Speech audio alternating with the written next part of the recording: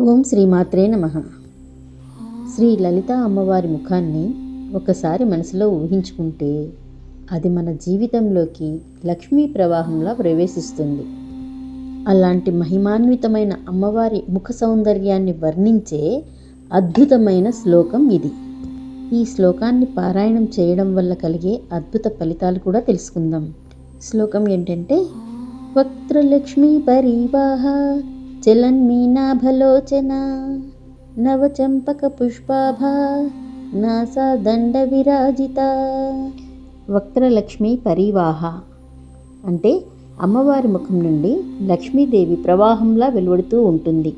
అంటే అమ్మవారి ముఖ దర్శనమే ధన ఐశ్వర్యాలకు శుభ ఫలితాలకు మూలం. చలన్మీనాభలోచన అమ్మవారి కన్నులు నీటిలో ఈదే చేపల వలె చలాకీగా సజీవంగా కదులుతూ ఉంటాయి. ఆ చూపు పడిన చోట అజ్ఞానం కరుగుతుంది, మనసు శుద్ధమవుతుంది. నవచంపక పుష్పాభ అంటే అమ్మవారి కాంతి తాజా చంపక పుష్పంలా సువాసనతో, సౌందర్యంతో, దివ్యమైన తేజస్సుతో ప్రకాశిస్తూ ఉంటుంది.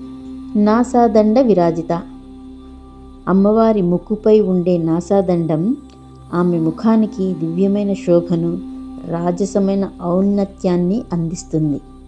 ఈ శ్లోక భావం ఏంటంటే, అమ్మవారి ముఖం నుండి లక్ష్మీ ప్రవాహంలా ఉద్భవిస్తూ ఉంటుంది.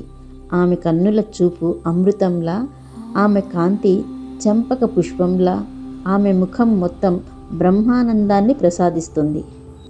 ఇది కేవలం సౌందర్య వర్ణన కాదు, ఇది శక్తి స్వరూప దర్శనం.